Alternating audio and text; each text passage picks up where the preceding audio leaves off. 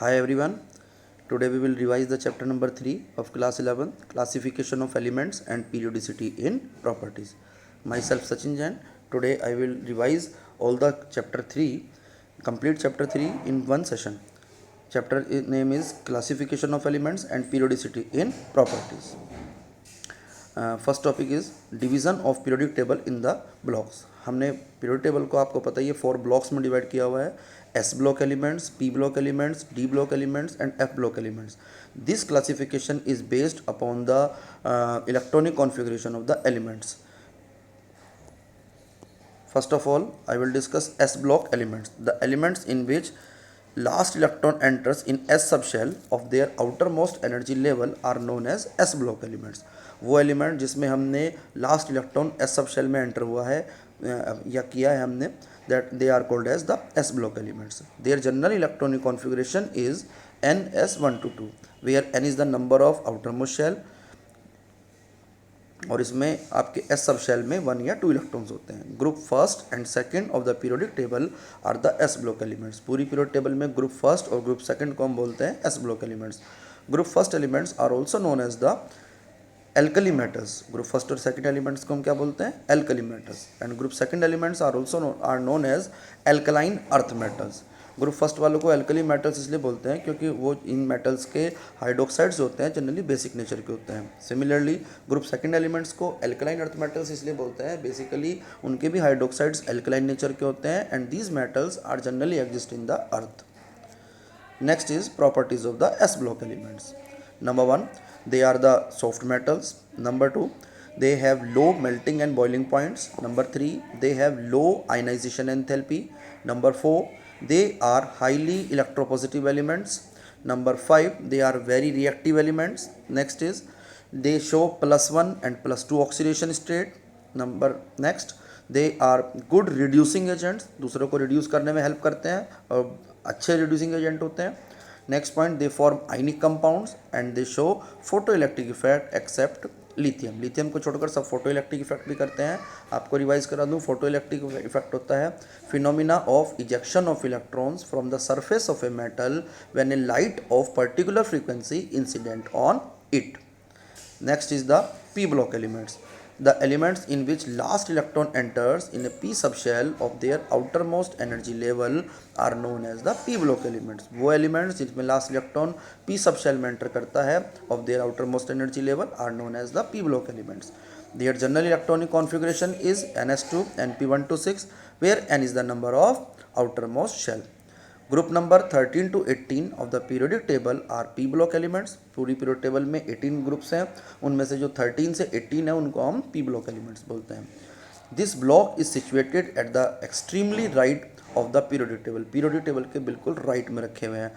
Most of these elements are non metals. ज़्यादातर elements पूरी periodic table में metals हैं, but P block elements generally आपके non metals हैं. Next is the properties of the P block elements. They show variable oxidation state. Number 2, they form ionic as well as covalent compounds. Next is they have high ionization enthalpy. Next is most of them are non-metals, जो भी हमने ऊपर बताया था आपको. They form acidic oxides.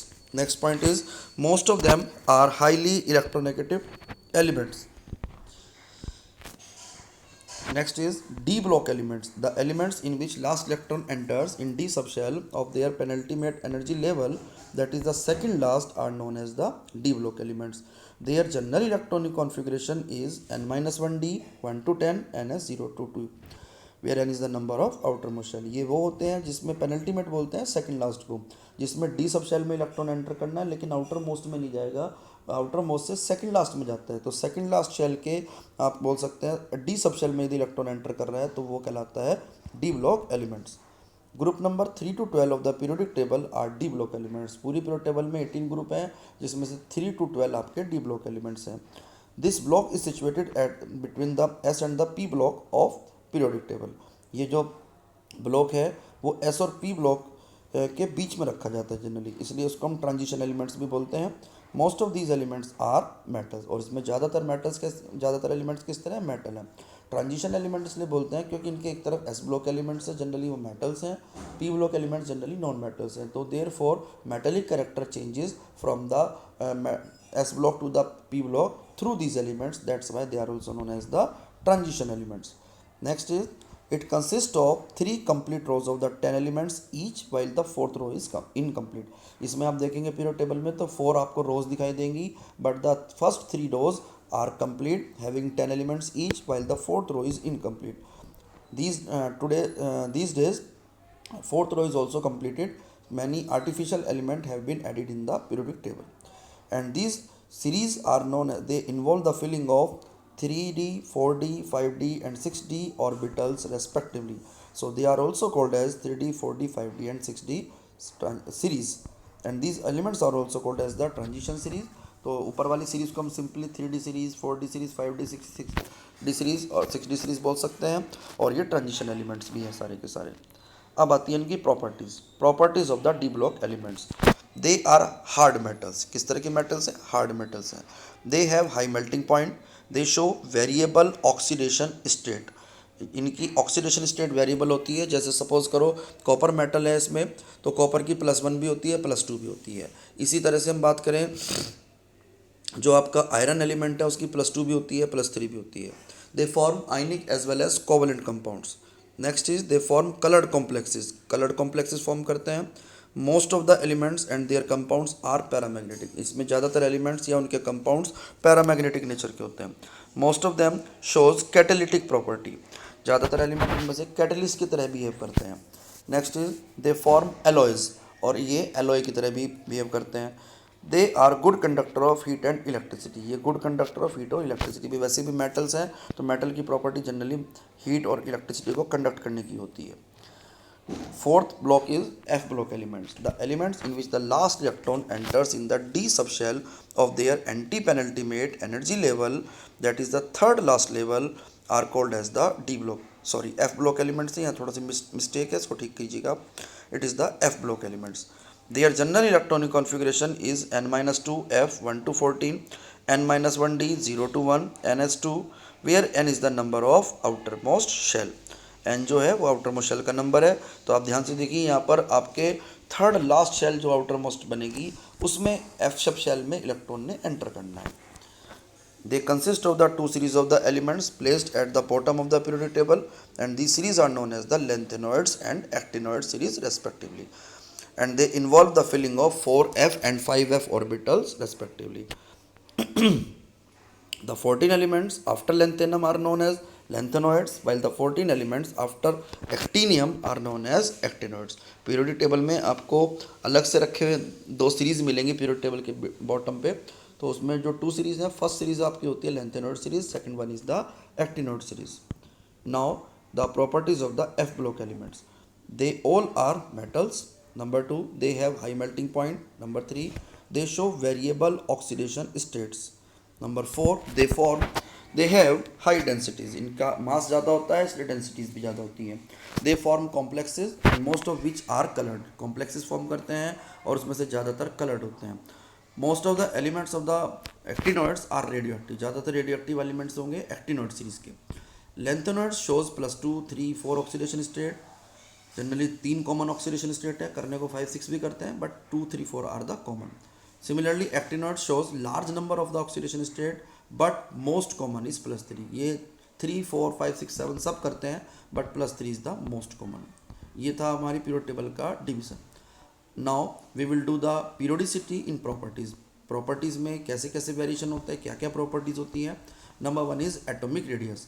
It is defined as the distance between centre of the nucleus of the atom to the outermost shell of electrons.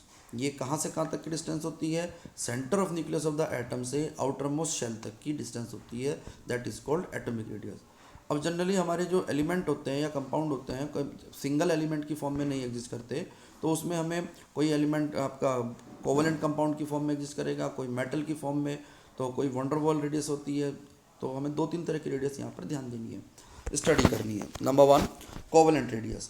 It is equal to half of the internuclear distance between 2 bonded atoms. 2 bonded atoms के बीच में जो distance है internuclear distance, उसके आधे को बोलते हैं हम covalent radius. Similarly metallic radius होती है. अब मेटल की शीट है, मेटल में वहाँ कोई कोवलेंट बॉन्ड नहीं बना हुआ, कोई आयनिक बॉन्ड नहीं बना हुआ है, तो वहाँ पर मेटल के एटम्स जो दो एडजेसेंट एटम्स होंगे उनके बीच की इंटरन्यूक्लियर डिस्टेंस का हाफ होता है metallic radius. Next is the van der Waals radius. It is the half of the distance between two neighboring atoms of the two adjacent molecules in the solid state. Solid state में दो कोई से भी adjacent molecules देख लीजिए आप, उनके जो दो नियरेस्ट नेबरिंग एटम्स होंगे उनके बीच की डिस्टेंस का हाफ होती है van der Waals radius. And practically van der Waals radius is greater than metallic radius which is greater than covalent radius. Therefore you can say that van der Waals radius is highest and covalent radius is lowest या smallest.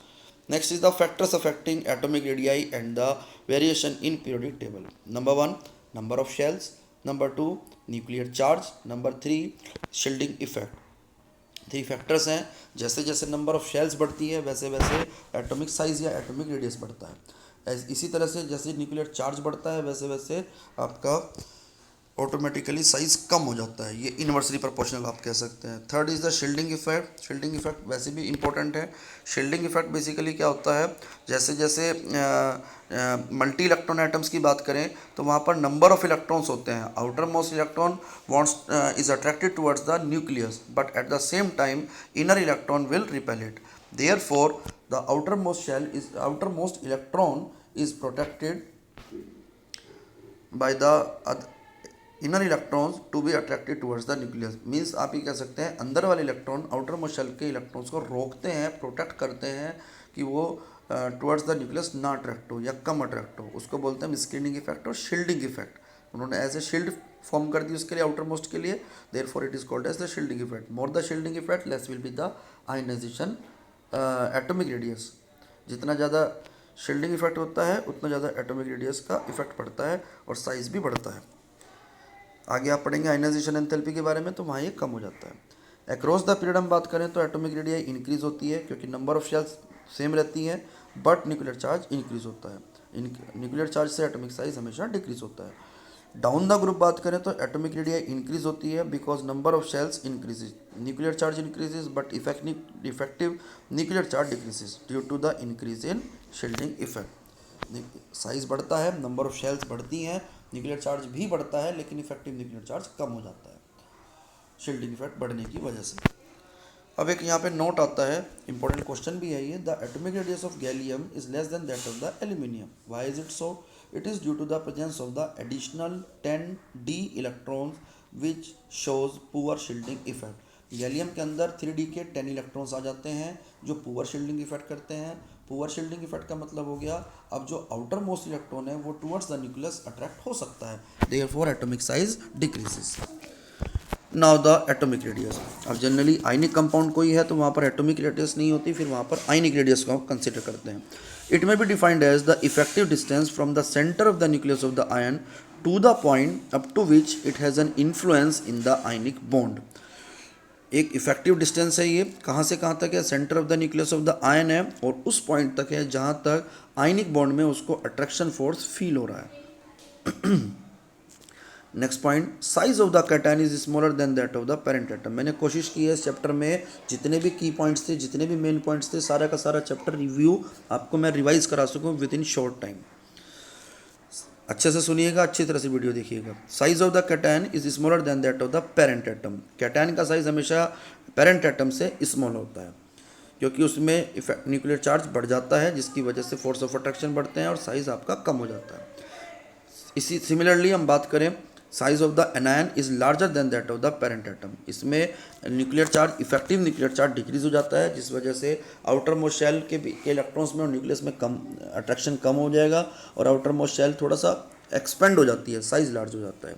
आप simply कह सकते हैं cation यदि होगा जितना ज़्यादा charge होगा साइज उतना कम होगा, एनायन यदि होगा जितना स्मॉल चार्ज होता जाएगा -2 और -3 तो उतना साइज आपका बढ़ता चला जाएगा। Some examples are there, aluminium ion less than magnesium ion, less than sodium ion, less than fluoride ion, less than oxide ion, less than nitride ion।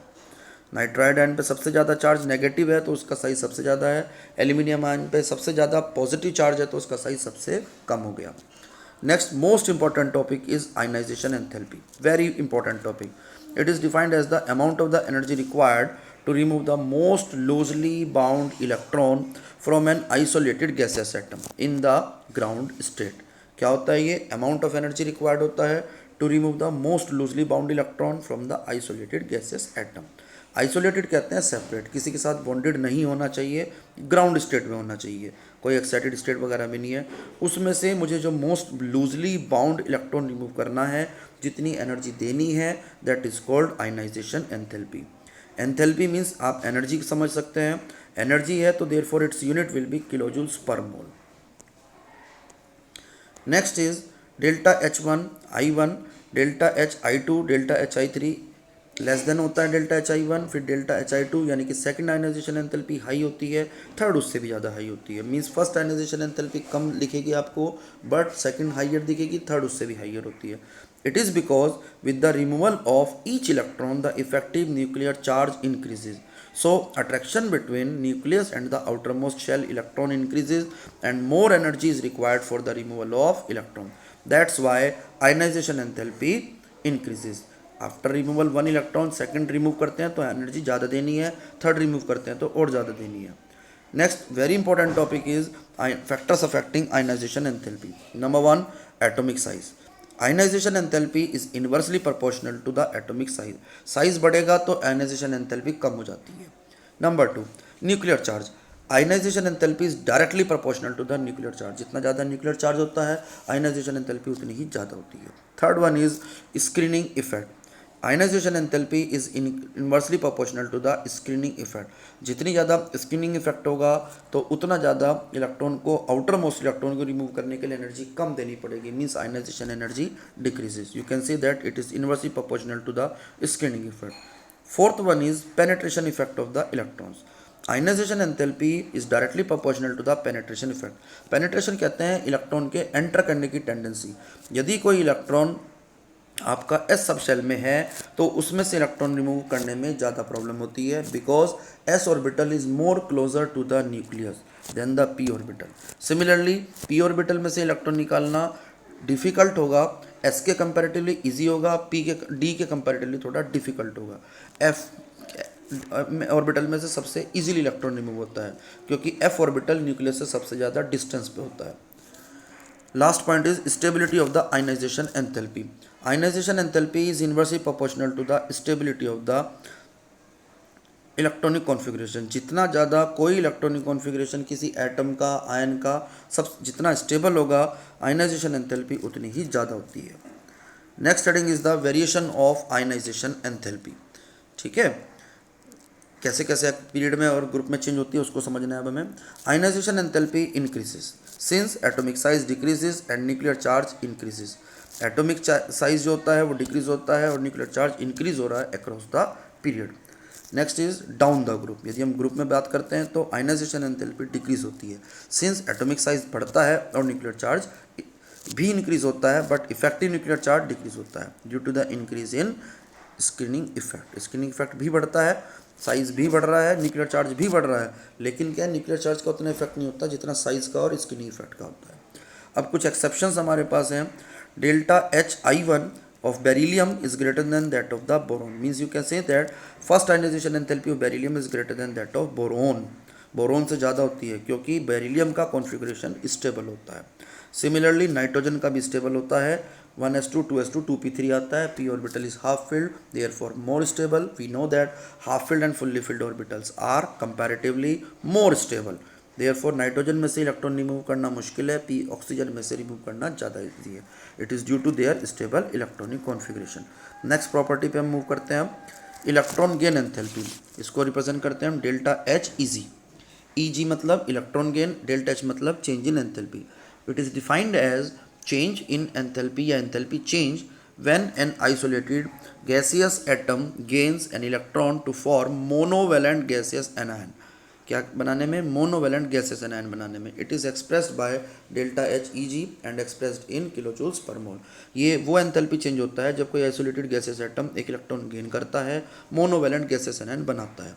It is represented by delta H EG, आपको बताया अभी, और energy है तो kilojoule पर मोल ही इसकी unit होती है। सिंपल भाषा में आप ऐसे समझ लीजिए, कोई भी एक एटम है, Cl एटम है सपोज, वो एक इलेक्ट्रॉन गेन करके क्लोराइड आयन बनाता है, तो जितनी एंथैल्पी रिलीज होती है या एब्जॉर्ब होती है, जनरली रिलीज होती है, तो उसको हम बोलते हैं electron gain enthalpy.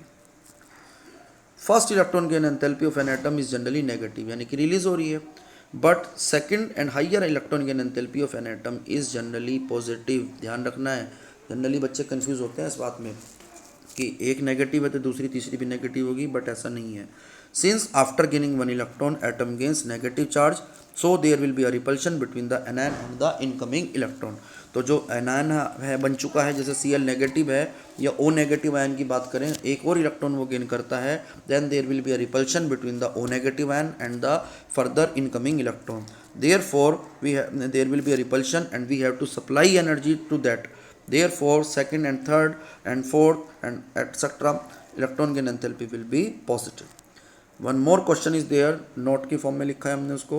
The electron gain enthalpy of noble gases is positive. Why is it so? Because their electronic configuration is stable. उनका इलेक्ट्रॉनिक कॉन्फ़िगरेशन स्टेबल होता है, and they have no tendency to gain the electron, और उनकी कोई tendency नहीं होती electron gain करने की due to their stable electronic configuration. Next is the factors affecting electron gain enthalpy. Atomic size, first factor वही है atomic size. Delta H E G is inversely proportional to atomic size. Size जितना छोटा होता है, delta H E जी की value उतनी ही ज़्यादा होती है। Number 2 is nuclear charge. Nuclear charge के डायरेक्टली प्रोपोर्शनल होता है। Higher the nuclear charge, more will be the negative value of electron gain enthalpy. Similarly, skinning effect. It is inversely proportional to the skinning effect. More the skinning effect, lesser will be the negative value of electron gain enthalpy. Delta, कई बार आप बोलते हैं delta H value more negative हो जाती है या increases हो जाती है, तो delta H E G increases means value becomes more negative. -100, suppose पहले -100 थी, तो ये बाद में -200 हो रही है, -300 हो रही है, और ज़्यादा एनर्जी रिलीज हो रही है। बट -300 का मतलब ये नहीं है कि उसमें एनर्जी का मैग्नीट्यूड कम हो रहा है, मैग्नीट्यूड बढ़ रहा है। Negative sign indicates that energy is releasing. Next is stability of electronic configuration. Stable the electronic configuration, no tendency to gain the electron. Atom के इलेक्ट्रॉन गेन करने की टेंडेंसी नहीं होगी। Electron gain enthalpy will be positive. Next is variation of electron gain enthalpy in periodic table. Across the period, electron gain enthalpy increases since atomic size decreases and nuclear charge increases.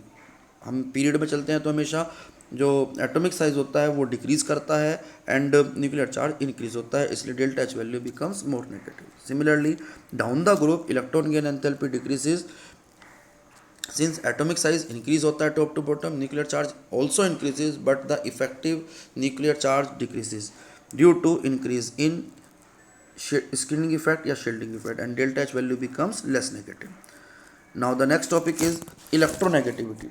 It is defined as the tendency of an atom to attract the shared pair of electrons of a covalent bond towards itself. कोई आपका element है जिसने covalent bond बनाया हुआ है, तो उसकी shared pair of electron को अट्रैक्ट करने की जो पावर होती है उसको बोलते हैं इलेक्ट्रोनेगेटिविटी। बेसिकली देखा जाए तो अपने इलेक्ट्रॉन को अट्रैक्ट करना चाहिए, but it attract the shared pair of electron. पूरे पेयर को ही अट्रैक्ट कर लिया, बेईमानी कर ली इसने, एक तरह से शेयरिंग की थी दूसरे के साथ में, कहा था चलो हम दोनों शेयरिंग करते हैं, बट सारा का सारा इलेक्ट्रॉन पेयर खुद ही लेके चला गया। उस पर चार्ज आ जाता है फिर पार्शियल नेगेटिव, दूसरे एटम पे partial positive, and it is a number only. इसकी कोई यूनिट नहीं होती, it is a number only. It is a relative tendency of two atoms. एक एटम की रिलेटिव टेंडेंसी है, रिलेटिव प्रॉपर्टी है दूसरे के against. Next is difference between electronegativity and electron gain enthalpy. बहुत पूछा जाता है ये difference. It is the tendency of an atom to attract the shared pair of electron of A covalent bond towards itself. Electronegativity एक tendency होती है एक atom की शेयर्ड पेयर ऑफ इलेक्ट्रॉन को अट्रैक्ट करने की कोवलेंट बॉन्ड के अंदर, और जो इलेक्ट्रॉन गेन एंथैल्पी होती है वो आइसोलेटेड गैसेस एटम की प्रॉपर्टी होती है कि उसकी कितनी एंथैल्पी चेंज हुई जब वो एक इलेक्ट्रॉन गेन करता है। Number 2, it is the property of the bonded atom. ये बॉन्ड बनने के बाद की बात है। And it is the property of the isolated atom, separated atom है। Third point is it has no unit and it is measured in kilojoules per mole. Next is the factors affecting electronegativity and variation in periodic table. इसको short में करेंगे अब जल्दी से। Atomic size, number 1, electronegativity is inversely proportional to the atomic size. Size जितना ज़्यादा large होगा electronegativity उतनी ही कम होती है। Next is the nuclear charge. In nuclear charge, electronegativity is directly proportional to the nuclear charge. More the nuclear charge, more will be the electronegativity. Third is the oxidation state. It is also directly proportional to the oxidation state. More the oxidation state means charge on an atom, more will be the electronegativity. And fourth one is hybridization state of the atom, and electronegativity is directly proportional to the s character. Depend करता है कि आपके जो compound है उसमें element जो भी आपका एटम आ रहा है उसका हाइब्रिडाइजेशन कौन सा है, उसके अकॉर्डिंग एस कैरेक्टर हम देखते हैं, और एस कैरेक्टर जितना ज़्यादा होता है इलेक्ट्रोनेगेटिविटी भी उतनी ही ज़्यादा होती है. Electronegativity increases in the period and decreases in the group. Left to right हमेशा बढ़ती है और टॉप टू बॉटम ग्रुप में डिक्रीज होती है. Last property is their metallic character और electropositivity. It is defined as the tendency of an atom to lose the electron. एक एटम के इलेक्ट्रॉन लॉस करने की जो टेंडेंसी होती है that is called metallic character. The element which can lose the electron more easily is more metallic. जो atom जितना जल्दी इलेक्ट्रॉन को लॉस करेगा उतना मेटेलिक ज़्यादा माना जाता है. Metallic character decreases across the period. Period में डिक्रीज होता है क्योंकि आयनाइजेशन एंथैल्पी इंक्रीज होती है left to right in a period. And metallic character increases down the group since ionization enthalpy decreases top to bottom in a group, क्योंकि ionization enthalpy decrease होती है. ये सब आपका खत्म हो गया आज. ये टॉपिक हमने आपका विद इन 25-30 मिनट्स में फिनिश कर दिया. अब आप इसके एनसीईआरटी की क्वेश्चंस कर सकते हैं ताकि आपके चैप्टर के कॉन्सेप्ट क्लियर हो जाएं. Thank you for watching this video and all the best to you all. Prepare this chapter in a super manner. Okay, thank you. Have a good day.